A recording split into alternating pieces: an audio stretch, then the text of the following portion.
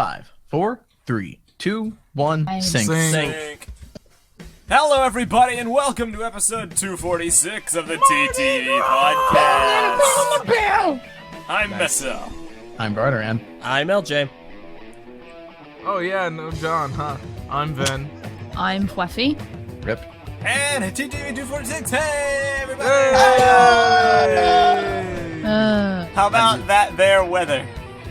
Stormy. I actually haven't been outside today, so I don't weather's know. actually It's pretty nice overcast today. over It's here, no surprise. bright. Likewise, Shiny. it has been surprisingly chill in the literal I will see what my phone says it is. It's One moment. I'll come back to you in just a second. I gotta open up this weather app.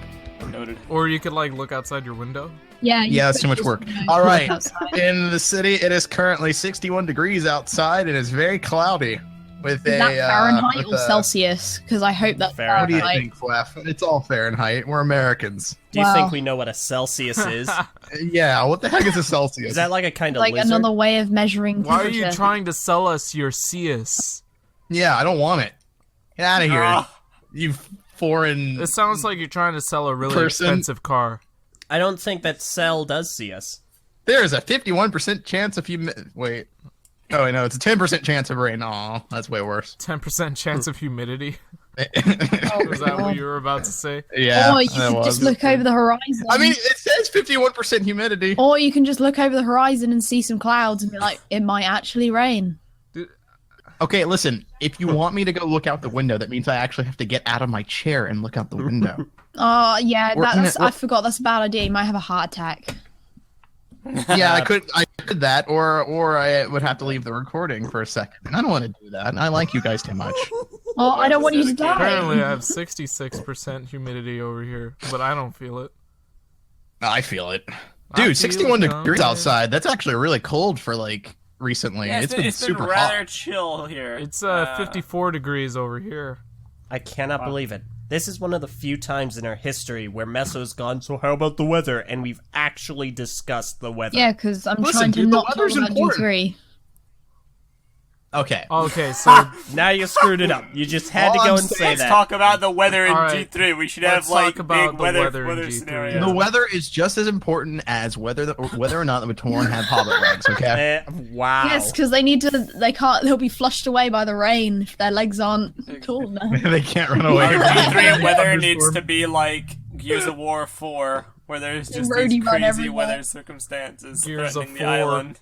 Big freak thunderstorms. And yes, Gears of 4. If the guys behind Fast and the Furious were the ones handling the Gears of War franchise. Fate. Purple called Jim a while back, That and was then the, Tim that Gears was the of War. War. funniest thing when I realized that this movie Yeah, was you imagine literally like it's called Marcus and Dom. They say it's been a long day without Yeah. you, my The, friend.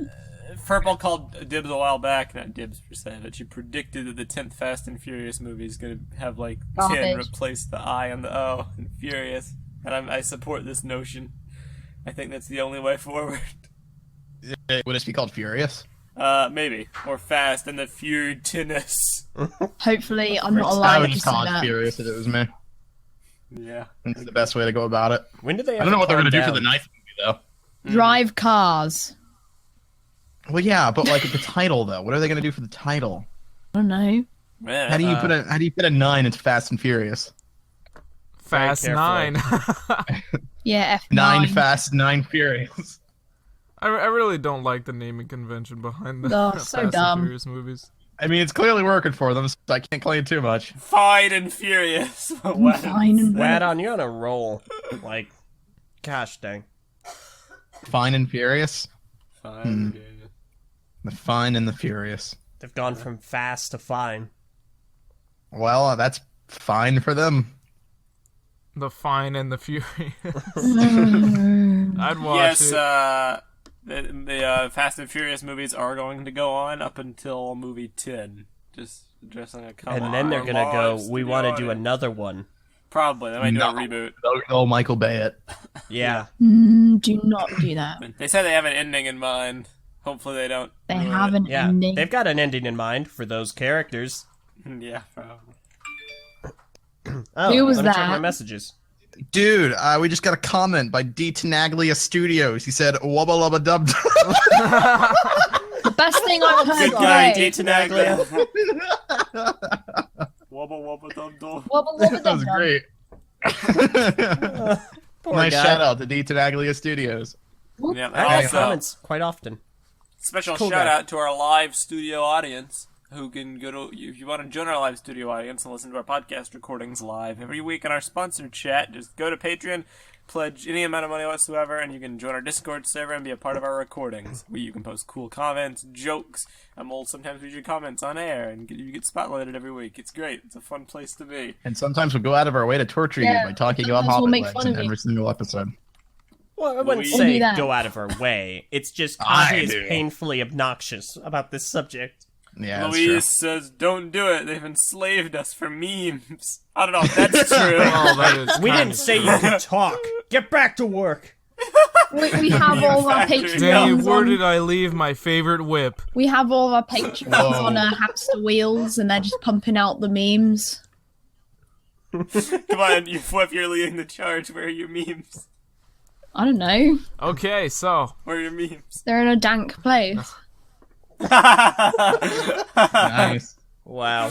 All right. So, given that the mighty Hobbit himself isn't here, what are we actually going to discuss today? I was actually gonna push for talking about Rahkshi. Yeah, that sounds like So, But, I don't know what to say when it comes to the Rahkshi. other Matoran? The other Matoran. the Matoran that aren't Matoran anymore. Where did we Yeah. leave off last episode? We had adjusted, or not last episode. Actually, no, it might have been last episode. Whichever one we were talking about Makuta and his involvement with the Rahkshi. Well, we were. I think we did come to a solution regarding this. My memory's a little hazy. It was about how the Rahkshi. We were just looking at the timing of when Makuta was going to come back because there were some misunderstandings about that. Right. Kai I mean- wanted him to come back at the end of the season. I wanted him to come back in the center, like the middle Yes, of the middle. season. And we all kind of agree for the middle of the season just because it works better for story flow. We don't have the entire year with the island frozen, for instance. The only problem that creates, and I think we solved this already, is how the Rahkshi get transformed without Makuta's power to transform them. And how did we Right, decide that was going to happen? Because He was going to make his own Toa because he needed the combined elemental strength of a Toa to release him, but it ended up not working. So he had to he had to get the Rahkshi to trick the Toa into reviving him yeah, but how did the Rahkshi become monsters? because it was just a failed attempt at making them into Toa because they weren't destined to be or chosen by the elemental gods. Yeah, but like according to our pitch, Makuta has no powers. Mm. He's like Really? he's asleep. He's powerless. The whole Well, gimmick is to get him back to life, and then spend year 2 trying to get his power back. I don't know if we want to keep that or not. I assume that was the purpose of the Nuba Symbols. Yes, the Nuba Symbols are to wake him up. Yeah, but we got rid of that last episode though. The Nuba Symbols. It was the combined elemental powers from the Toa that wakes him up, not the Nuba Symbols. The Nuba So that's what Symbols I'm do thinking, gives maybe. him power. But either way, they Or can't just- I was assuming that the Nuba Symbols would be what gives the Rahkshi power, the elemental power, to turn them into Toa, but it doesn't work because they're not Toa. Okay. That, I think that Could would buy actually be into that. great. I could buy into that too. So they like wouldn't they have basically powers. go on like the same maybe because did we decide that the Nuba Symbols are going to be attached to the canisters? I don't know if that was decided. I don't know if That's that an was idea, decided or not. Because I was thinking like say that whole idea where the Toa go out of their way to find their canisters. Say the Matoran that would become the Rahkshi seek out the canisters themselves, attempt to break open the canisters themselves and by using the Nuba Symbols or whatever. But instead of being granted the powers or the weapons of a Toa, they're cursed with the status of a Rahkshi. No matter what direction we go, being cursed is the way to go. I'm just not sure if it should be related to the canisters or not. Of course, maybe, because this whole concept of like, okay, so we have these... did we decide the Mask of Time fragments are in random places or pre-built shrines? I think it would make sense if they're in random places because Because otherwise like we're the- going to have a G2 problem real quick, where we have the shrines built for the Mask of Time fragments, then the shrines built for the Nuba Symbols. Yeah, but it's fine if you put like a guardian of the Mask of Time or something, like a Rahkshi guardian. I mean, what's wrong That with could having a work. mix of both? Like, maybe they found a few shards and There's then... not. What? Well, I mean, I don't know. the I problem like the is- concept presented before, where they reverse back in time to the place where they were originally placed. You know, The problem is, if we're talking about the Toa needing to find the Mask of Time fragments, I don't want it to be like G2, where they had to look for masks, and Ikimu was like, "Oh yes, I made these masks for you," but then I guess I hid them in shrines on the island, and then when you upgrade, I did the exact same thing, and they're upgraded Yeah. masks also hidden in It- pre-built shrines that you need to find. I was gonna say it would make. I'd like it better if they were randomized, like Generation Like 1. Dragon But Balls. then, yeah, because I realized in Generation 1 the Turaga took the masks and they placed them I mean, all over the island. it makes sense for the Mask of Time to be placed in shrines if the goal was to keep it away from typical use from anyone. Like we established last episode that only certain people with certain powers can actually utilize the mask without it breaking it into pieces to begin with. So it makes sense if they wanted to hide or stow away the mask from use or safekeeping, they would split it into pieces, put it in shrines guarded by Rahi guardians, and leave it at that, because it's not meant to be found or discovered by anyone.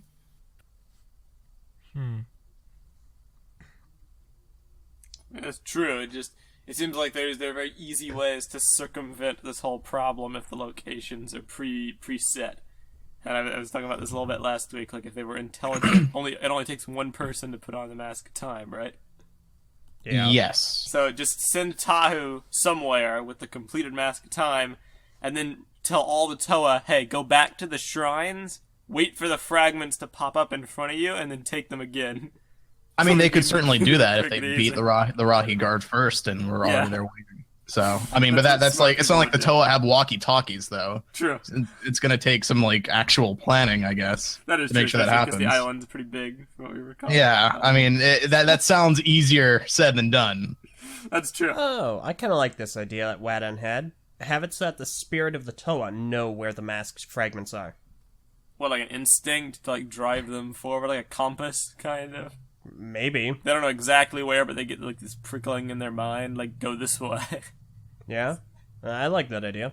It's the only thing that makes sense. Otherwise, Yeah, we I mean, just because wander around for weeks. I do feel like there should be some kind of level of easiness in finding their location, because our Rahkshi have to have been able to have found them. True. So, I mean, like, if they're in a completely random place it's too difficult for even the Toa to find right off the bat, then it's hard to believe that the Rahkshi would be able to access them as well. I then figure, did we ever determine what the size of the island was? Is it No, reasonable? we didn't know. No? I don't think we've determined the final size. I know we were throwing around Texas as, like, a size, but I feel like we came to a conclusion that was too big. It is Texas. Okay. So, I remember talking about Texas and, like, Maine, for instance, which is a much smaller state. Yeah. Oh, way smaller. Obviously, if you're listening to this, we're Americans, so that's our point of reference. You too, Phweffie. You're honorary American. Cause you're Honorary rich. American. Cool. Did we actually talk about what our G3 project is for the people who are just tuning in to this No, we episode? It's a fan-made it's a fan-made reboot Nice. done in the system style for BIONICLE G3, or Brickonicle as we dub it, and it has nothing to do with actual official Lego. It's not an official project. It is a discussion project for the podcast. That's all it is. The community's been stellar. They've helped out with artwork and stuff and furthering the concept of the project. Full explanation and links in the description below. But it's not official. Yeah. Yeah. Um, Anyway, As far as the Rahkshi are concerned, we're trying to figure out whether or not they got their powers from the Mask of Time and the Nuba Symbols, right? they did Nuba not get their Symbols only. powers from the Mask of Time. Yeah. Okay, Mask of Time's It's unrelated. either from Makuta or the Nuba Symbols. It's a pretty safe bet that it should probably be from the Nuba Symbols for two reasons. Number one, because that makes sense chronologically, and number two, it allows us to later have Makuta power up some villains without it feeling contrived like it's already happened before. Well, speaking of contrivancy, what is going on with the Nuba Symbols? Are these lost as well? Well, that was the discussion. Like, if the Mask of Time has shrines, like I kind of assumed the Nuba Symbols would be like G2, like G1. They're treasured relics that people prize each village, and they have a temple for the Nuba symbol because like it's a prized object. And the whole purpose of freezing the island is to basically get rid of the defenses that they've probably set up, all the guards for the Nuba symbols in each village, which they have locked down so they can break in easier without having to kill everybody, because that'd be too much work. Right. So if anything should have shrines, one or the two, it should be the Nuba symbols. But I'm not opposed to both, because the reasons you outlined make sense. And we can have multiple shrines, multiple relics. It's only how G2 did it when they kept doing it that bothered me. But once or twice for relevant objects, sure, fine. Everything had a shrine. Yeah. Yeah, every year. This is cool. I'm just worried about going on too many fetch quests. You know, it's like it's one thing if we're doing it for one object, but if we're going on two objects, because like right now the current story is that the Rahkshi are going on a fetch quest for the Nuba symbols, and they're going on a fetch quest for the Mask of Time, and then immediately following that, our Toa are also going on a fetch quest for the Nuba symbols, and also going on a fetch quest for the Mask of Time. Well, I presume by the point in the story where the story starts, the Rahkshi already have the Mask of Time. They've already procured this when the story starts. They use it, and then, yes, it's basically the Toa are on two different fetch quests. They're only fighting the Rahkshi because of proximity. The Rahkshi are gunning for the Nuba symbols only because the Mask of Time has served its purpose. The Toa don't even really... The Nuba symbols aren't relevant. They don't know what the Rahkshi are planning. They're only after the Mask of Time to save the island. And the two don't know what the other... Well, I guess the Rahkshi do know what the Toa are gunning after, but... The Toa don't really know what the Rahkshi are gunning for, because they're so consumed with saving the island. They only fight each other because they run into each other.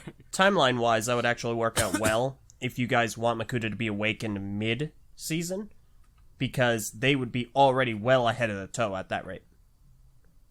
Okay. Another question that was brought up last week that we never fully answered is when do the Rahkshi become the Rahkshi? Mm-hmm. Do they become that before Makuta's revived or after Makuta's revived? Before. And if so, before he's revived. Okay.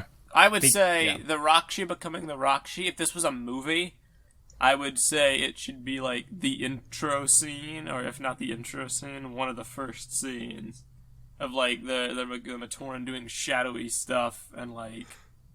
Actually, no. What am I saying? That doesn't work out. Hold up. Plot hole. So, the Rahkshi, they can't become Rahkshi from the Nuba symbols if we're going to have the fetch quest be Toa versus Rahkshi looking for Nuba symbols. They shouldn't. I don't think that they should become Rahkshi via Nuba symbols. That's why I was saying it sounds like there's too many fetch quests going on. It's not that. It's that the Rahkshi have to be already transformed. Yeah, I understand that. Toa. I understand that, but so the Toa are going after the Nuba symbols afterwards, though. Not to my knowledge. Up till now, why do we even need Nuba symbols then? Because they were supposedly the way for the Rahkshi to transform, and if we want to do that, then it has to be changed. They were the way as of this episode, but why did we need them before? The way we needed them before, they were mentioned a long time ago, and then we just stopped discussing them. I believe they were the catalyst for the Toa transformation as well, in some way, shape, originally, yes. Yeah. And that was one of the very first ideas pitched. I'm wondering if we even need the Nuba symbols. We haven't really discussed them much. As far as symbolism is concerned, certainly the designs, but as far as the actual symbols, I don't know. I definitely don't think we should discard them right away. I think there's still a need for them. We may not know it right now, but up until now, I do remember. I'm kind of stupid. This is blending together too much. The Nuba symbols were they were always what Makuta was going to be revived with until recently. Mm-hmm. That's been changed. But that was changed. Last week. up until now, we might need to go back to that solely because what are the Rahkshi doing if they're not gunning for the Nuba symbols to revive Makuta? Why did they freeze the island? They froze the island. I believe last week we established that they froze the island so that they could reverse the stage of the location Makuta was imprisoned to revive him. But they didn't possess the correct amount of power to wield the mask properly, so it shattered, and that's what caused the island to freeze. So what they're like, oops, we messed up, gotta get it back for a do-over? Yes, I believe so. Keep in mind that No, I feel I'm not no. I think particularly the Mask of jazzed. Time shatters after one use anyway. Yeah, it does. But I guess Only- the point it is shatters after one use from people who don't have the power to use it. Yeah, the point is that they wanted to do something, but because they're scrubs, they didn't have enough power to do it. Right. So the island got frozen by accident. I'm not particularly a fan of that. I must have forgot that's what we discussed last week.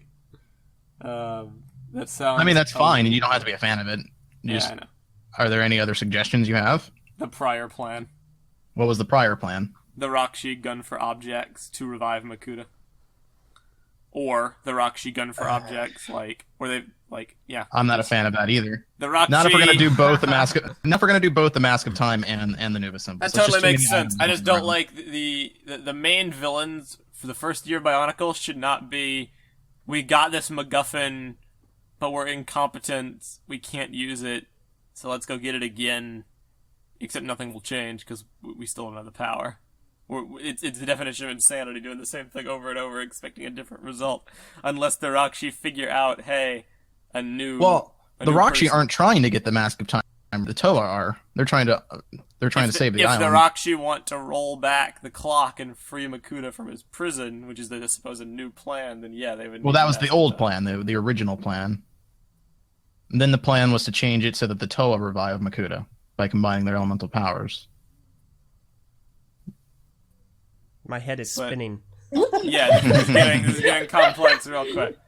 Okay. Well, of course, I mean, it's complex when you're So, brainstorming it. That's is how it's it- going to be. Is it the Toa reviving Makuta with elemental powers, or the Toa piecing together the Mask of Time, rolling it back to undo the freezing and waking Makuta that way, which is what the Rahkshi are manipulating them into doing? That was not part of the plan at all. However, that isn't a bad idea.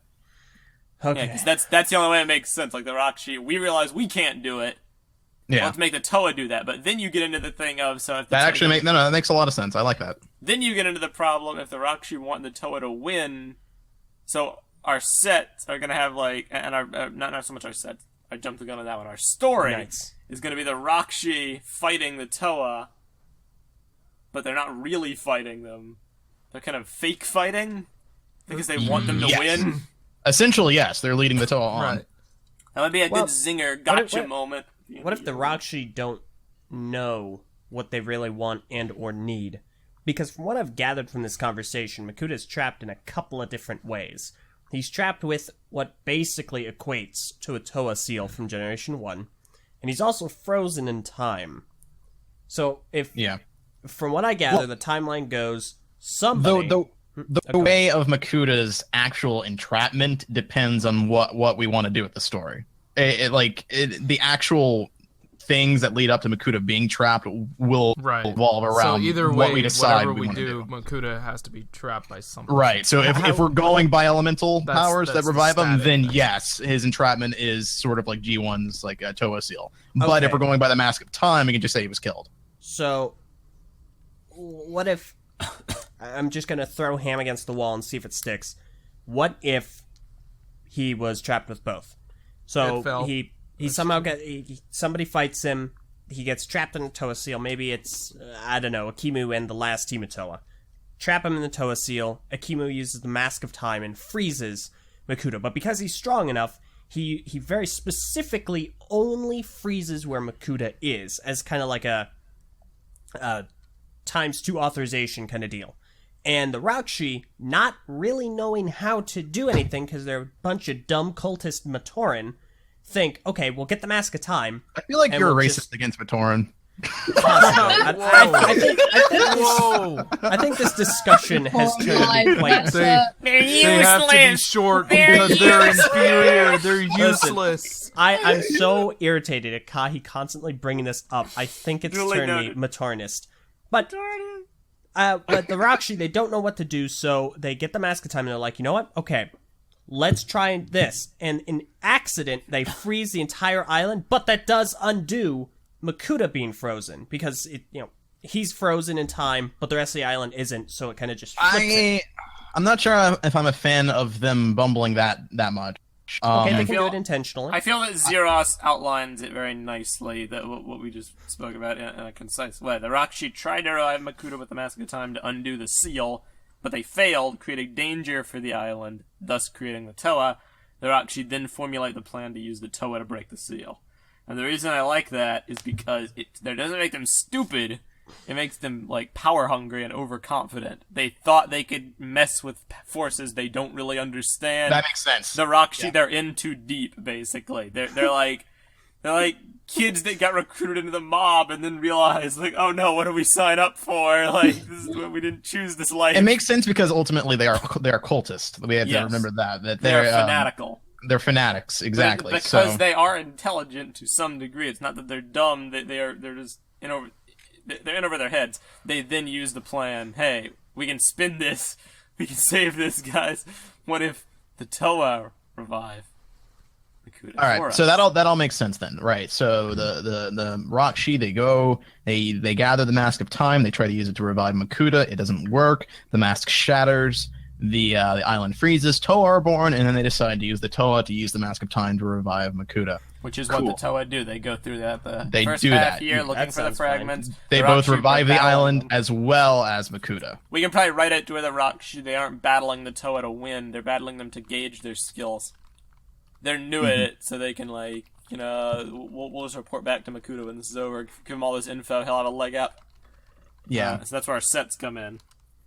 That's I like that. A lot of people are making comparisons to 08, where Makuta was accidentally revived by the Nuba after he had taken over Matanui's body, which is actually pretty cool. I like quite a good parallel. I like the parallel. So that's all fine and dandy. Doesn't help us with our how did the Matoran become the Rahkshi problem. No, it does not. Okay, now It's one bit. I don't know about the Nuba symbols, but I feel like this is my time to shine. My suggestion that I've been sitting on all along. Hold it! You Before you do son that. of a gun. Maybe they could just find the Nuba symbols before the story starts. Do we have I to don't think see we that? need Nuba symbols. Alright, in that case, go ahead. I think we should just cut those entirely. Go ahead, Eljay. Okay. I'm gonna suggest start this in writing hopes notes. that it... Do it. Yeah, I'm gonna suggest this in hopes that... Wait. Oomatu says black magic. It's easy. I like his making me idea. upset. Okay, go. Go to the cheese. What the heck is black magic, though? That's exactly. You don't need to know. I'm gonna try this one more time, Meso. Go ahead. One more Go to the time. cheese. Just say it! Okay. Say it! If you would just say it, you'd stop getting What are interrupted. you waiting for? It's this stupid build-up that you keep trying to do. Build up was a bad Jump! series. It took too long and didn't get me Oh to do my it. gosh. So the Rahkshi elemental power... Okay, light and shadow aren't elements in this. They are not elements that people can control normally. Maybe select few, maybe like Akimu and Makuta that can control these powers, but otherwise they're modifiers. They change how elements are controlled. Now in this, allegedly Matoran have a very small, minute control over elements. You know, maybe Kane Matoran can make a small gust of air, and Mangayan can like start a small fire, stuff like that. The more you lean toward being good or bad, the more those elements change, and the more the control and the effect those elements cause will change thereafter. I that- remember you talking about this before. This Yeah, is the going, elements and I can be like it. corrupted. Exactly. Go on. They can also be purified. For instance, let's say Gally does a really great job. She hones her skills and becomes pure of heart, or she just has an immense amount of control over her element. She can then control and create and properly manipulate purified water. Same goes for Liwa. She can create and control pure air, clean air. But the more corrupt any given Toa becomes, the more toxic and dangerous their element thereafter becomes. So I actually Tahu, for really instance, like that could become aspect. like magma. I just had an idea that I'm not sure if I like. However, we did introduce, or we brought up the concept of Variki perhaps being their Green Ranger-ish Toa, where it starts off kind of evilish. What if the evil or the corrupted element is lightning, but the purified element is light? Interesting idea. Also not sure if I like that or not. Yeah, I'm not sure if I like it either, but I felt like it was a pretty natural It's worth idea to sharing. come to. I really do like that. So that I feel like the reason I'm suggesting it now is because hopefully this can somehow get us to a place where the Rahkshi become Rahkshi. So your idea is that if a person falls far enough into darkness, like eventually, like it could affect their physical bodies and not Correct. just their elemental powers. You Yes. basically have to hit rock bottom to make that true. I mean, they're cultists. But I can buy No. it. They are I mean, fanatical. like, rock bottom is it is sort of like, in a sense, it's sort of similar to like how the Force works in Star Wars. I feel like there's a bit too much of an emphasis on what's good and what's bad in Star Wars versus how I feel like the corruption would be. Like, the corruption is literally like a physical like manifestation of like corrupted element here that's like becoming more and more destructive as the person who holds it, becomes more and more destructive. So it's not so much like a good or bad thing, I suppose. It's just a different thing, maybe. I don't know. I guess when you fall very, very far, like the Rahkshi would have, then it becomes a bad thing. But when you talk like that, I get Infamous vibes. If anybody's ever played. yeah, exactly. Actually, I was Infamous. thinking That's a really good like way to of put that. this one quest line for Dragon Age where you like pick up this like rock thing and it's red lyrium and it makes you go insane over time. Man, well, there you go. Fair enough. Scorpion Strike says, I'd prefer something along the lines of the path to evil is paved with good intentions. Well, boy, do I have some good news for you. It's kind of... That's literally Makuta. Gonna be like, I don't know There you about go. the Rahkshi and the Toa, but yes, you'll have your quota of that particular philosophy. Yeah. And yes, Prentice, Infamous is my favorite game that I've never played. It deals with similar concepts. It deals with similar concepts of morality, representing itself in physical ways. I really liked Infamous. Infamous is one of the I feel like one of the earliest like games that I was like really a big fan of. So Yep. Kosol? I'm not sure. It looks like Colossal, so that's what I'm going to call you, Colossal. Do all the Rahkshi need to be evil? Absolutely. Maybe yes, one of all them- the Rahkshi are very much evil. They're they fanatics. have They're to be cultists. evil. Not They're all only evil. because we need it for Evil story and massive purposes, sarcasm but quotes. you cannot have a Lego theme that has 12 characters, 6 villains, and 6 good guys, and one of them just isn't on board. Yeah, no, they're all fanatics. I mean, you like can. He's called Krika. I mean, he was that's not still something they were gonna. That's not something we're gonna open it up with, though. gray area. Yeah. Also, I wouldn't necessarily say that Krika was a good guy No, because but he wasn't necessarily on board. He still went through things. True. Yeah, he was on board enough to to follow through with it. So Plot Yeah. twist: half the Rahkshi turn out to be good, half the Toa turn out to be evil. Still got 6 heroes so I and mean, 6 like, villains. The Rahkshi are as evil as like Makuta is. Their main villains. I'd say the Rahkshi are more evil, a bit less nuanced, because they're fanatical followers, but they more follow the philosophy of Makuta. I would think it allows them to be villains, Yeah. but it's like they share his ideals to the extreme, basically. well, That's kind of how their character works. I don't know. I almost feel like they wouldn't really know Makuta's true philosophy. I feel like they would Maybe. see the thing with the Rahkshi is they've never talked with Makuta before. Yeah, Makuta's they been might have a dead. distorted view. So yeah, they do have a distorted view because keep in mind that their only knowledge of Makuta is that of the legend that's been told to us throughout the entire time. So Akimu being this great good guy, Makuta being this bad evil guy who's out to kill everything. That's what the Rahkshi know Makuta as. Yeah. So they don't actually know that Makuta is what his true intentions are, or that there's 3 brothers, or that he has a goal for doing what he's doing. Mm-hmm. So The Rahkshi are like Hydra. yeah, if anything, Pretty the much. Rahkshi are more evil than Makuta in a sense that they are knowingly killing things and trying to bring destruction for the sake of destruction. They're more like on Kurzani's side of things. Of course, once they become Rahkshi, I'm not sure how independent they will be. Oomatu says the cult could be influenced by the Mask of Control. Yeah, exactly. That's what I was getting at. Because we brought that up last week as well. So once they become the Rahkshi, the Mask of Control could influence them even more. I think last week we were talking about how they became cultists because of the proximity to the Mask of Control, or because they were had a weakened, like, I guess, strength in their mind or something. And it was the Mask of Control over time that slowly, like indoctrination from the Reaper theory, the indoctrination theory about Mass Effect. And over time, they were slowly being corrupted into becoming these cultist, fanatical people to revive Makuta. Mm-hmm.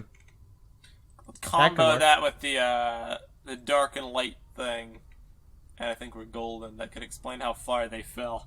Yeah. Because we can't have the morality thing be like portrayed as that extreme right out the gate, and then try to introduce a more nuanced version with the Toa. Because then people are like, why isn't Kopaka growing spines or whatever? He's a cold dude. But if we couple this up, we can show some nuance and like, okay, well, maybe it was a combo of factors that made the Rahkshi go so crazy so fast. But also, I gotta ask, how long in the universe would you approximate that the Rahkshi have been Rahkshi? Are we talking months, weeks, or years? I'm thinking months. Personally. I mean, would the Mask of Control have some sort of influence on their appearance? Yeah, maybe it could. I wouldn't say over so. Over time, they just kind of evolved or devolved. Like Umarak. I think their devolving is just more of the elemental corruption taking complete control over them over maybe the course their of like. mental deterioration is the Mask of Control. Yeah, the mental stuff is control. The physical stuff is just the elemental corruption that's the happening. question would they could become like how... misinterpret that as like gifts from Makuta to They could actually, yeah. That makes a lot of sense. Yeah. Yeah. We still haven't quite decided when in the story, like in the year that we're presenting the Rahkshi become Rahkshi, though. And I'm still unsure. I don't know if you even should, technically. Like you're You think saying... they should be opened up as Rahkshi? Oh, yes. Either I they think should be immediately opened at their up. first introduction, they're Rahkshi. They're already transformed. Yeah, because like I have this mental image in my head of like a show or a movie, and like one of the intro scenes is them getting transformed, and then like, oh, the villains are here. But if we're doing this idea, that doesn't really work. So the only way it could work if we wanted to portray the Rahkshi as novices going up against the Toa, who are also novices. Which I wouldn't recommend. You would want them to be more powered up. I want them, well, not powered up. I want them to be a tad more experienced. Yes, I don't want it to be. I mean, if we're looking at it as a TV show, I could see our first pilot episode, the intro, the Rahkshi are becoming the Rahkshi, and then we have the rest of the episode sort of dedicated to our Matoran, who eventually become Toa, sort of like interacting with the island a little bit before the crap hits the fan, and then like halfway through the episode, the island gets frozen and they become Toa or something. I don't know, because I wouldn't start it. I would start it out, if it's a TV show, episode 1. We do the beach thing, because what's Bionicle? You and your freaking beach, I swear to God. Well, here we go. Wash up on a beach. I'm not wash up. I don't think we should show the island unfrozen right away, unless it's in a flashback. I also don't think we should show the Rahkshi being transformed. I don't think it's necessary, per se, to explain where they came from, who they are, what they are. For instance, Borak weren't explained for 7 years. How are you going to start the show off then? It's very carefully. Are we going to start the show with everything already frozen, the Toa already being Toa, and just adventuring? And backtracking, figuring out how everything came to be. I feel like that's a very, very confusing way to start it for an audience who doesn't know what's going on. I feel like the island should be frozen 11 minutes into the first 22-minute episode. Yeah, I believe so as well. I mean, you've got to give them some kind of like plot to understand what's going on. You can't just throw them into the middle of the journey and expect them to follow what's going on. That being said, I do agree about the Rahkshi, and I like what Wash says. The fact that they're corrupted Matoran could be a plot twist, and you're right, it totally could, 100%. Yeah. It could, but I feel like we already have our plot twist with the Toa end up reviving Makuta by accident. Maybe so. Dude, we could have several plot twists. It's not a huge plot twist, but like a plot reveal, a plot. I don't think that. Okay, so Scorpion Strike says introductory shots of a mysteriously frozen island are a great way to Oh, pique people's interest. Yeah. Okay. See, that's what I'm thinking. Maybe Because from a you have a visual Toa. perspective. Let's say, for instance, you have Tahu. He's walking through his village. Everything is in suspended animation, and he's looking around at everything, and he gets a flashback to when it's not frozen. And So you want to start off with plot with flashbacks immediately then, first episode. Yes. No. Just a suggestion. Okay, I'm Afraid we're gonna hit the Arrow TV show style of. Forget Arrow. Here's the reason why it's not going to ever happen. It's a good idea, and you're correct when you say that the frozen island would be a great way to generate visual interest. But we're not going to open the theme with flashbacks. I'm going to say one word and you'll understand. Chima. We're not going to do it. Chima was my thought process. Then you were thinking wrong from the very beginning. Go on. I think that's not one of the things Chima did wrong, in my opinion. What Chima did wrong was that they resolved everything too quickly.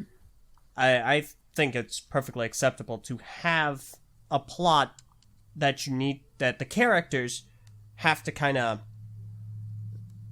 unravel and show the audience and go along and kind of piece things together. I don't like starting in Medeus Res, if that's the saying goes, I think it is, in the middle of the story, unless it's done for a specific and relevant purpose. The last point made, I think, is a good one in the sense that, if we are going to go about this route, at least we know, the Toa also don't really know what's going on either. So we'd be having to figure out what's going on alongside them. I guess that could work. It certainly could. Yeah. I don't know. But I'm not sure about opening up with flashbacks. So it wouldn't immediately be a flashback. When I suggested the flashback idea, I was thinking there would literally only be 6 episodes where there are flashbacks, and those episodes would be dedicated to each Toa as we learn more about their backstories and who they were as Matoran before they became Toa. So an episode dedicated per Toa? Yes. That could also work, but it would also kind of fall in line with the idea. I don't know, honestly. Or no, I just personally wouldn't start it off with we're current with events. Because Bionicle has always worked off of mystery and an attempt to catch up with what's going on. Mm-hmm.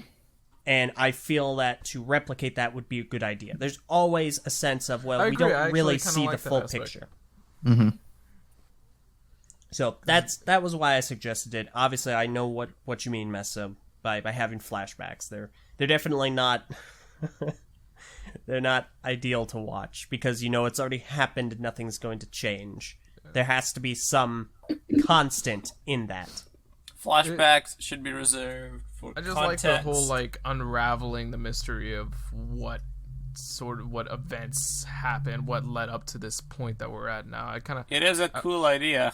But I feel like a lot of shows that do that, something happens and then you gotta unravel the mystery, Yeah, I feel like there's gotta, shows do that when you already care about the characters. They'll have an episode like that, where it starts in Medea Res, and something happens and you gotta, piece it together. Shows to bring it back to our Infamous comparison, since we brought that up earlier, that game, one of the things I remember about that game that I found really compelling was that you put the game into your console, right, and you start the game up, and you're greeted to your main menu.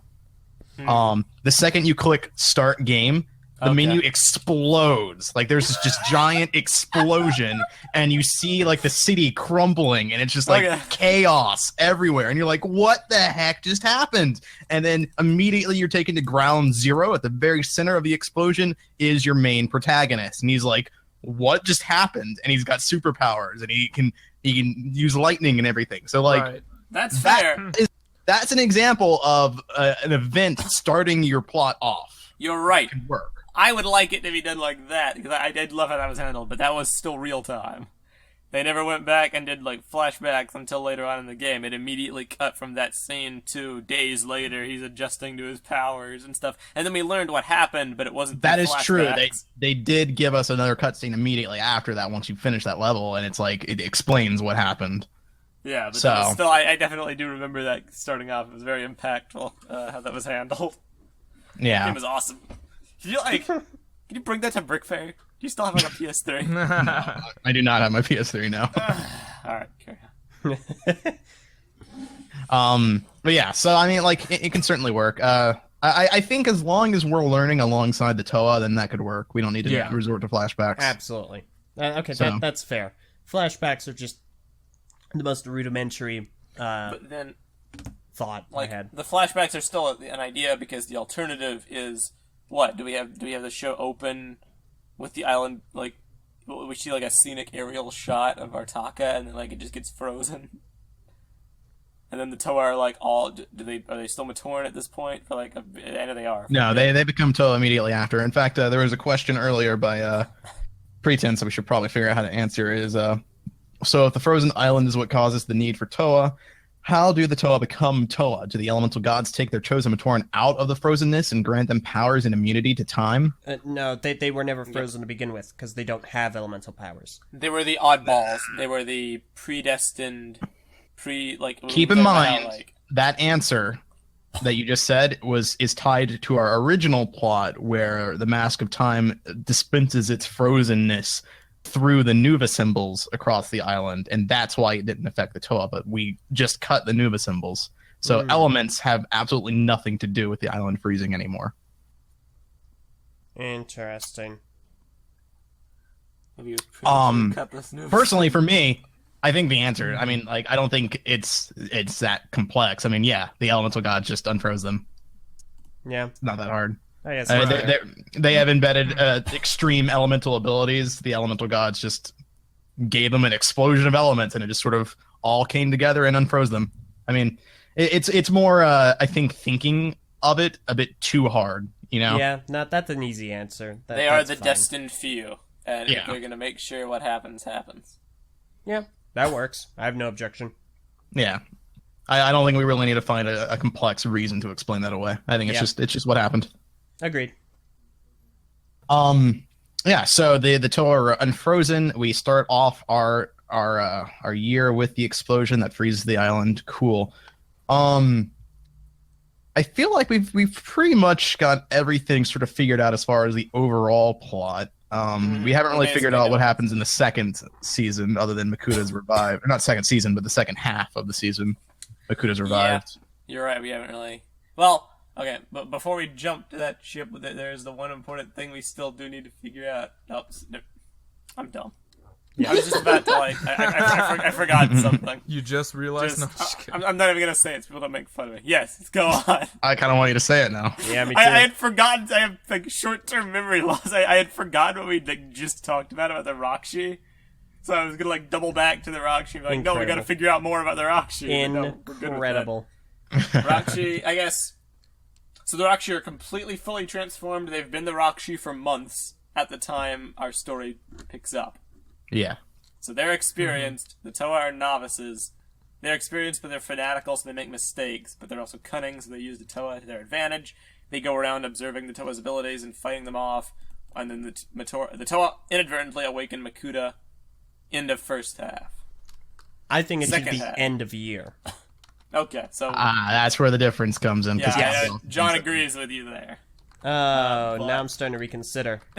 I do Wow. not think it should be the end of the year. I think Makuta should be revived mid-season. Interesting. Okay. I'm not married to the idea, obviously, either or, so we'll just talk this out. The reason why, correct me if I'm wrong, is because we want to have some of the island be shown off in the first year to Yes, get rid because of some of those criticisms about having the first year we don't. I mean that was yet. always the plan, but like yes, it's like if we leave Makuta's revival to the very end of the year, that means we're also leaving the revival of the island till the end of the year as well. And that means we are going to have zero interaction between our Toa and the island at all for the first year of Bionicle. And I'm not down with that. Wait, so how does the island being frozen tie with Makuta being asleep? Because the Toa are using the Mask of Time to revive the island, but in doing so, they're also reviving. Okay. Yeah, because they're setting time back. So, okay. Just gonna write that now, the way the mask works Because as I understand, there are two components to this mask. There is reversing time, or reversing the state of an object in time, and then there's absolutely freezing it in time. I was under the assumption this was a frozen in time situation. They are in stasis. They haven't gone back, they haven't gone forward. And it's just a matter of, like, flipping the switch. They are. Okay. In that instance, so the mask of time is what is helping Makuta out, not the Toa's elements? Yes, we changed that. I see where Toa's you're elements going were with this. what we got last week, but yeah. I'm not sure I see where you're going with it. Continue. No, I was just a little bit confused. I might have missed it somewhere along the way because from what I understood, Makuta was in a Toa seal. No. We established that earlier in the episode that we were not doing that because we cut out all the elements and the elemental key. We'll go over a summary at the end of the episode just to make sure we're all on the same page. Okay. My question now is, why would the Rahkshi fight the Toa? Yeah, we were talking about that earlier. To gauge, I would say it's more to make them believe they were doing the right thing. Yeah, I mean, Makuta fought the Toa in G1. The idea here is that they're trying their powers. They're trying to trick the Toa into believing they're saving the island, right? They're trying to make it seem like they don't want the Toa to get the Mask of Time, but in reality they do. So to do that, they sort of have to fight the Toa and sort of play along. They play along. Yeah, just like they're playing along. With the added caveat of, in my mind, it's also they have an ulterior motive. It's like, okay, well, we screwed up big time, but when our boss comes back to life, we're gonna have a big, nice report for him about all these Toa's different abilities and their fighting styles and how they personalities. The Toa are being so tricked. they would want to continue using the Toa after we're gonna Makuta's get this revived? psych profile filled like stat, and yeah, maybe. I don't know. Because I feel was like also thinking perhaps they would want to get rid of the Toa What's your beef, after Eljay? Makuta's revived. my beef is they already have the Mask of Time once. Why wouldn't they just be able to unfreeze Makuta then? Because they don't have the power to use the Mask of can't. Time. That's why it shatters. They're not Toa. Yeah, But- they're not. They were power hungry and greedy, and they messed with powers they could not understand, which is why they accidentally froze the island instead of undoing Makuta's prison. That seems I'm a thinking little that bit they mistaken themselves to be Toa. Perhaps. just possible. I don't know. It feels a due to little their one-sided, as transformations. opposed to being able to unable to unfreeze one spot. They instead freeze an island. What do you mean? Like, maybe it's a matter of focus, but it just seems like it would be harder to freeze an island as opposed to unfreezing a very singular area. It's a matter of perspective, because you're looking at the whole island being frozen as it's this great output of power, and the small island doesn't take as much power. For me, it's the inverse, to where if you want a destructive force like time to cooperate with you for something as precise as unfreezing a jail cell, you really need to be competent enough to master Yeah. it. Otherwise, it's going to run rampant. I'm more in that boat too. I know. I always kind of liked the idea of the Toa having to be the ones that unfreeze Makuta, because you don't need still to are. have. They still You are, yeah. Well, I mean, with their elements, not the Mask of Time. And the reason I say that is because you don't need to have a Toa seal, the combination of 6 elements, and then also have a Nuba cube or Nuba symbols. You just need them to combine 6 elements and boom, sealed off. I'm confused because we don't have either of those things. There's no Toa seal and there's no Nuba cubes anymore. Oh, yeah, Makuta's no, dead. He just died. They're just reversing time to bring him back.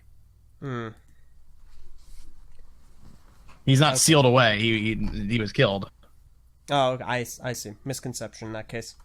Yeah, I feel like you might be misunderstanding. Yeah. Which yeah. is perfectly reasonable, because this whole thing is sprawling. This like is a maze. confusing episode. This is well, we're gonna do an outline. But, yeah, a lot of I've stuff's been shifting. taking notes.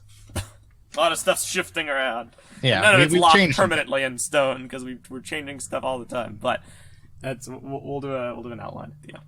Yeah. So The thing I thought you were gonna say when you were talking about time is, like, if Makuta's like frozen in time, and like they're trying to, and the whole island's frozen in time, and they're trying to roll the clock back. Well, it's like if you have a paused movie and you rewind, it's still paused. That's where I thought you were going with that. It's like you can't fix an unfreezing you can't unfreeze someone who's frozen by rewinding. I have an time. answer You to have you. to specifically unfreeze them. I have an answer to your quandary. So, though really quickly, Eljay, this is why I was trying to tell you earlier that like the state of Makuta's entrapment is going to change depending on what route we go with as far as what unvibes him. Because that's why I was trying to tell you that, because like if we're going with the time, then he's just dead. If we're going with the elements, then yeah, he's got a Toa skill on him. Okay, that makes a lot of sense. I understand. Yeah. And anyway, the answer to what you're saying, Meso, is that like I'm assuming what you're talking about is like, okay, so if they're just going to unpause the island, how does that also lead into Makuta being revived? Because we're not reversing time, we're just unpausing. Is that what you're saying? Yep. Yeah, Okay. in a sense. And I also have a second thing, but you go first. I think the answer to that is fairly simple. So the Rahkshi are tricking the Toa. They've led them to this area, this like wherever Makuta's been killed, to use the Mask of Time to reverse the island, tricking the Toa into thinking that's what they want them to do, or that's not what they want them to do. So they unfreeze the island. Let's say it's Tahu, I guess, who has the Mask of Time on, who is reversing, who is unpausing. I think at that moment, they are in such close proximity to the Mask of Control that Makuta uses the Mask of Control to control Tahu into reversing time at that very moment. I like that. Now, keep in mind that Makuta is going to be controlling our Toa quite a bit in our story. Not so much that he's going to like go all Liwa versus Anua in 01, but like Kahi mentioned before, how we have scenes where like Makuta will be controlling people just through suggestion. Yeah, so maybe here this it's will just be a suggestion. Hey, you should revive Makuta. Yeah, here it's sort of like a Tahu has a sudden feeling that he has to reverse time. Like it's just the thing that he needs to do at this very moment, and he does, and Makuta is revived. So that one will. The island's also unfrozen. Yeah, he unfreezes the island first. That's the first thing he does. But then, as that's done, he has this sudden suggestion, the sudden urge to reverse time in that specific area. That totally works. But there also is another caveat here. And I know we said a while back, we got to plan our story out in a certain way, but it has to be brought up just because we're thinking things through. Where does that leave Karzani? Nowhere, Because the whole because this gimmick- is year one. I know. But the whole gimmick we've been going with so far, I know Kai was especially married to this idea, is that the Toa inadvertently awaken Karzani by rolling back the island, freeing him from his prison. You're right. You're saying, right. how could you do this? They essentially do the same thing for Karzani too, and that's going to feel repetitive. Or it just doesn't make sense, which is what I'm actually getting at, because when they roll back the clock to free Makuta, they would also free Karzani.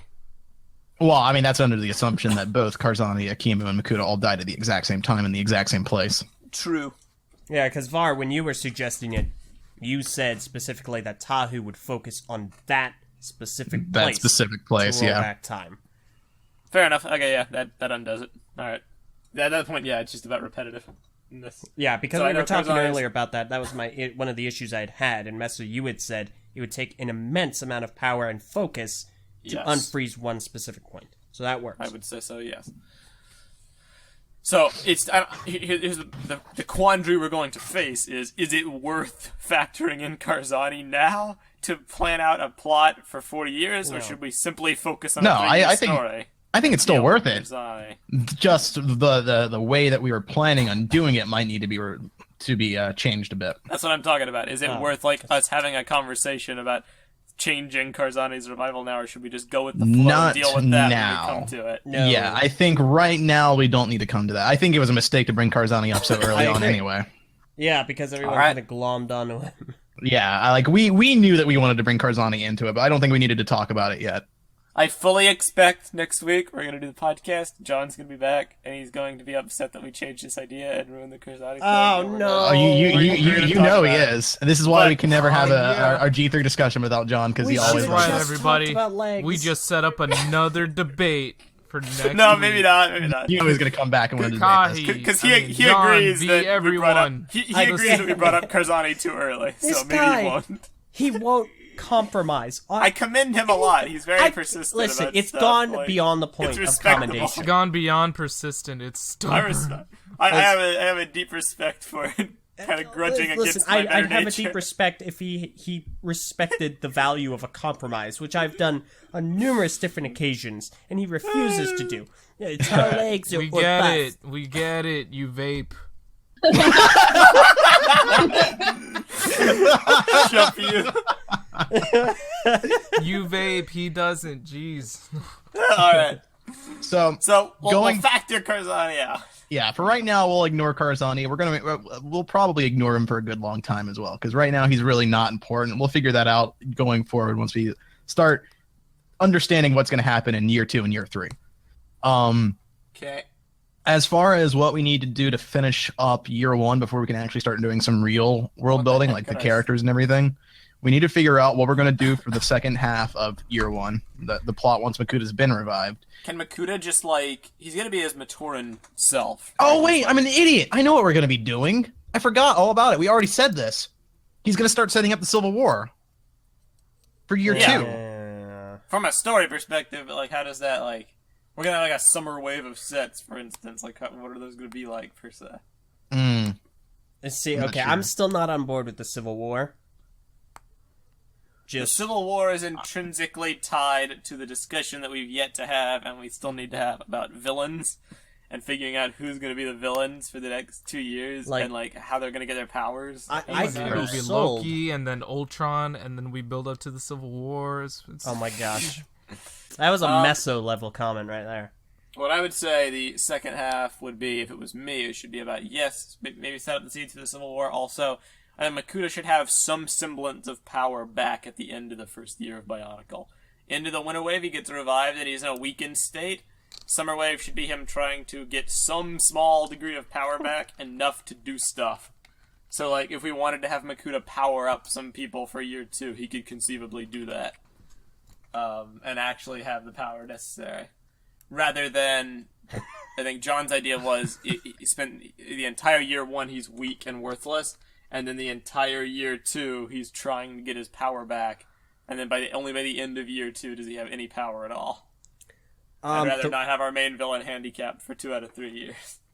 Well, although that does spotlight his intelligence and his machinations. Yeah, he has to be handicapped for 2 years at least, because he's not going to be a real threat to the Toa as him physically until year 3. That is exactly what they did. Control.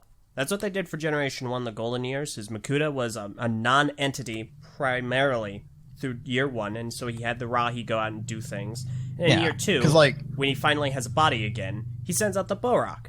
Yeah, but also the first 3 years of villains were creatures in G1, so it's a bit of a different animal. Yeah, sure, but Makuta's always at his strongest when he's the one being the plan maker, the calculating, evildoer in the background in the shadows.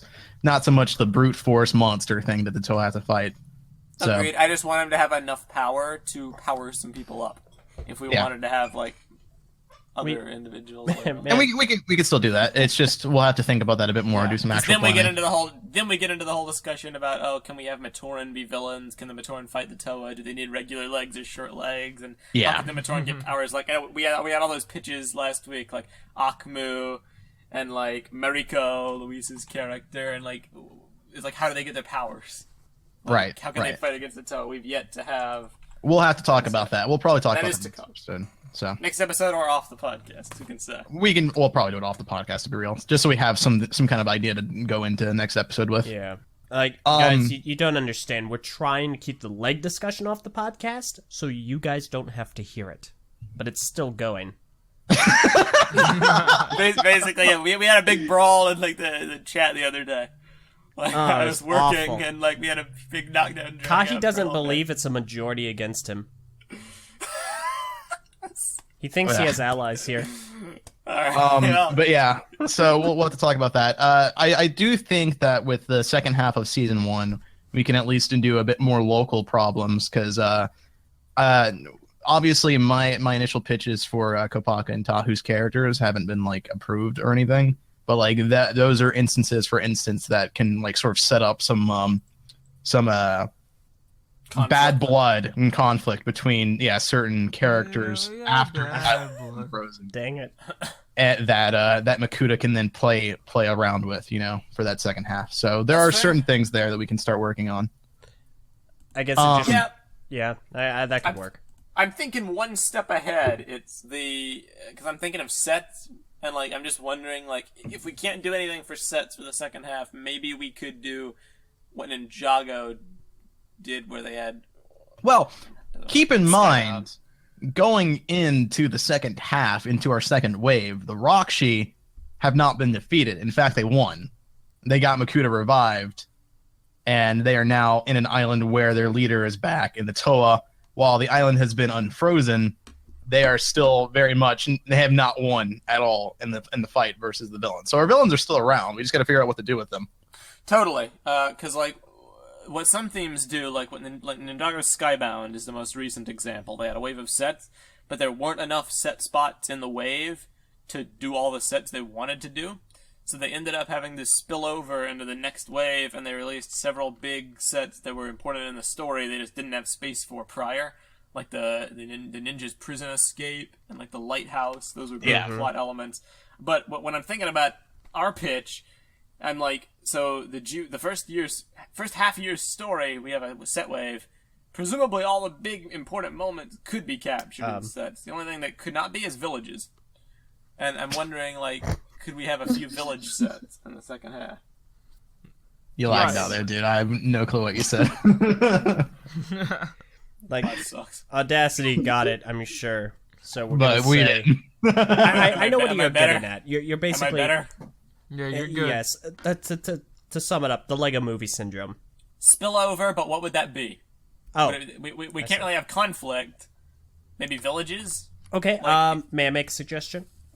Sure. Okay. I mean...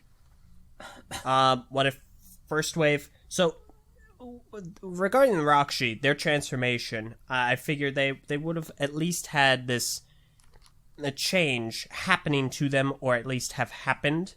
Obviously, like I said, for a few months, but maybe not necessarily all out. Maybe they haven't reached their true potential, because I was struggling to figure out how they go from Stumpy Matoran to half Rahi. And my thought was, well, maybe they could have a small mech. And then in Wave 2, Makuta outright goes, "You have awakened me, here are your rewards." And they fully become true mixtures. Good idea, except if they have the mech first and then go into the Rahkshi, they actually get a downgrade in size. Darn it, you're right. It would be inverse, because I am wondering, I want the Rahkshi to have some kind of presence for the rest of our G3 story. Not the main villains, because that's Makuta, but I want them to get upgrades and maybe vehicles and mechs as they go along. I just don't know how to do that in a way that doesn't cheapen their transformation. What I would do, and if we had vehicles, this would be a no-brainer. But I just realized we can have plenty of sets. We can have a few sets that are just, Rahi attack on village. And it's this is what I was thinking. I was I'm not really sure where you're coming up with this. That we've got no conflict thing. We haven't thought of any yet, but it's there's the conflict there. main plot of the year is the Rahkshi versus the Toa, and then when that's over, it's just menial day jobs as the Toa reacclimate. But it's not over though. For that part of the year, it is until we develop the Rahkshi's next goal. I don't see why they would attack villages. For funsies. That's that's why I was saying that we haven't really discussed what the plan is for the next half of the season. But the Rahkshi are still around; they haven't been defeated. Sure. So there's still conflict there. We just haven't actually come up with it yet. Fair, and we could also always go back on the Braconical method, where it's the Rahi attack the village and the Toa gotta help defend. Yeah. Tons of sets could arise from that. So I feel like there's still plenty of stuff to do. I don't know. Cool beans. In that case, we're good. We just gotta figure out concretely what the second half of the year is gonna be, and then we're golden. Yep. Join us next week as we rehash all of this with Angry Kahi. Probably. Hopefully not. I bet I'll understand. No, I don't think you will. All right. So let's recap exactly what we've talked about today. Please. So no Nuba Symbols. Got rid of the Those are Nuba gone Symbols. For now. Rahkshi have been corrupted by the Mask of Control. Their ideology is mostly influenced by the mask of control. They transform over time due to exposure to the mask. That's something that... And no, they transform due to corruption of their elements due to light and shadow philosophies. Yeah. They're essentially, it is because of the mask of control. By proxy, it's because it's influencing them, but their elements are slowly being corrupted by their ideology and philosophy. A little more detailed, so yeah. Go ahead. Yeah. Okay, let me throw that in there. Essentially, they're tapping into the dark side. Do it. But all right. Let's see. They misinterpret the transformations as gifts from Makuta to further their progress, I guess. Yep. Or as like incentive to further the progress. The Rahkshi seek out the Mask of Time. They put together the mask, but the whole plan backfires because they are not Toa. They are not allowed to use the power of the mask, so the mask, as a sort of self-defense mechanism, shatters again and freezes the entire island, which then leads to the elemental gods to awaken the Toa because there's trouble. There's evil afoot on the island. So the Toa are awakened. The Rahkshi are not stupid. They are just overly confident in over their heads. That's why they went into all this. They kind of went ham. They didn't know also they're being getting influenced. So yeah, and they are being influenced. So they're not completely thinking for themselves. But again, they are not stupid. They are fairly intelligent. They are cunning. They come up with a plan to manipulate the Toa into using the Mask of Time for their purposes.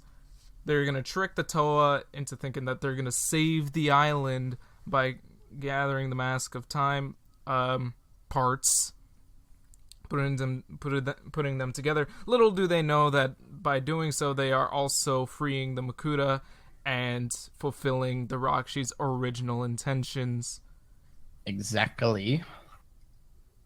So, and then the conflict between the Rahkshi and the Toa come from this whole plan to trick the Toa into thinking that they're doing something good. They play into the idea of the being in a sort of villain role. So right. They purposefully challenge the Toa to just play along. And let's see, I also put down.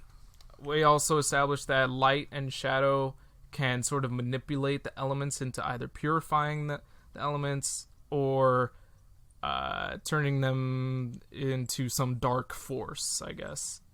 Definitely. Right. The elements can be corrupted or they can be purified, and it will obviously bring in different forms of that element going forward.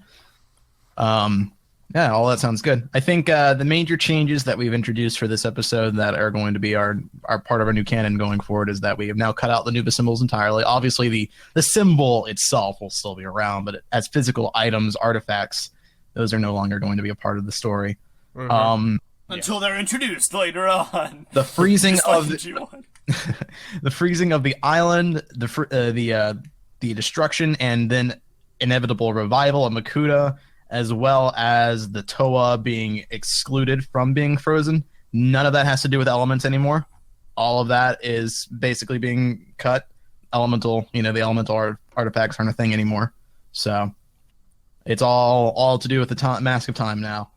Elemental gods revived the Toa outside of the Mask of Time. That has nothing to do with why they weren't frozen. They just weren't frozen. Yeah, I think that's pretty much it. Anything else that I'm forgetting? Not so much, but minor things we'll have to come back to later, like the idea of Voriki being like corrupted light. I think that's worth discussing in the future. Yeah, I agree. Yeah. And yeah, Right, Princess says, I can good. see John's argument now, so what do elements have to do with anything anymore? Like, I mean... They don't. That's a fair point, but no. I feel like that was part of the mistake, honestly. Trying to tie elements into literally everything is what made it hard to make sense. Before we end today, there are a few things to go over. Number one, Vin, you did a drawing. I want to actually talk about it on the podcast so I can put it in the video. Even though I'm Okay, sure sure. it won't be in the... I'm sure it will have been in the video several points by now already. Yeah, you would have already put it in. But, there you go. It's Vin's drawing of Onua versus Lyrak. And it looks really cool, even though Eljay, why are you chuckling? It's because Vin posts his picture, and then right afterwards, Oomatu posted it. I'm just like, bro, we get it. You vape too. Okay, we're getting to you, Oomatu. I just wanted to this is really cool. Nuba fighting Lyrak. That's nice, even though it's not his assigned team up. It's cool seeing other people go against the Toa. And I can totally picture Lyrak being better suited for this particular environment, to be honest. Because he's like crawling around on trees and vines and It's like stuff. a sneak. And, It's cool. Yeah. So maybe it's worth tweaking in the future. Slither.io. Yeah, because it Wow. just really works, this image. This is a really cool picture. And I can totally see this being like an actual set piece. Like, I can just picture, kind of like in Oomatu's other picture, the Mask of Time fragment being like inside a giant tree or something in this shrine, and like Nuba has to like bash his way inside the tree to get to it, and the Rahkshi's like messing with him. And then the new Rama fly in the background. That's also, it's really cool. It was a fantastic picture. Totally Thanks, playing man. Slither.io now. The second thing I'd like to draw attention to is Oomatu's latest picture, Champion of the Cult, depicting a Rahkshi. Who is that, Turok? Yeah, it looks like I it's think it's supposed to be Turok. Turok. He Turok, mentioned earlier and- that he wanted to paint Turok. And Matoran followers. And it's a really awesome image, but it did kind of give me, not a new brainwave, because Oomatu obviously has this idea. Can there be other Matoran in the cult? That aren't the Rahkshi. Aren't the Rahkshi? That would, like, Yeah. help with our minion problem. Yeah, I think I for really sure. think- I don't. Yeah, they don't have to all be the Rahkshi. Yeah, of They don't have course. to be super in-depth or anything, but, like, yeah, we can have other cultists who, like, Wait. wear black armor. Is this supposed to be Turok or Kurak? Turok is Yeah, red, Turok. Kurak is white. I think believe- it's Turok just because it's the spider. And he mentioned Yeah, the earlier color he scheme. wanted to do Turok. So Yeah, color Yeah, scheme's it's a little Turok. different. Okay, it'd need yeah. to be inverted in that instance. I don't actually think. I believe the color that color scheme is intentional. yeah, I believe so too. I don't remember the It's all the concepts, pretty but good. I'm From pretty sure. Umatu's initial concept, this was his Turok colors. Yeah, That's that how was Vin the drew color Turok. scheme. Yeah, I forget didn't what the do color my scheme for like Kurak that, was, but I actually don't mind this color scheme either. yeah, I don't really mind it either. I don't mind it. It just confused me. It at is the different. offset. It is very different. I would imagine though, It's is he cool. gonna be white or silver? Oh, that's a great question because That Oomatu. Yeah, That would make or break. Silver could be cool. I don't know. Either way, just wanted to draw attention to that because that helps a lot when I envision like what sets could look like. Because then we've discussed it prior, like if the Matoran are frozen, like would we break canon by having Matoran be in some of the sets? Not necessarily. They could be in Wave 2 sets. We could do Wave 1 where it's like it's just a Toa versus a Rahkshi and like a little minion cultist Mook. And like that could be cool. Or we could keep Matoran. I don't care. We can do whatever. But I just want to draw attention to that, and then one other thing before we end today's episode. What are you laughing at? no, I can't. Just continue, please. Is it me? No, it's not. laughing at it's me? unrelated. It's You're unrelated. looking for- Relax. Continue, please. Okay. So, the thing with today, I see a lot of comments in the live studio audience talking about, like, oh, this episode was ridiculously convoluted, complex, hard to follow, bizarre. Too Nothing bad. makes you people happy. I think, understand. Yeah, go ahead. Sorry. I understand it might seem that way, listening to it, but you've got to understand what we're trying to do here. This is a look behind the writing room.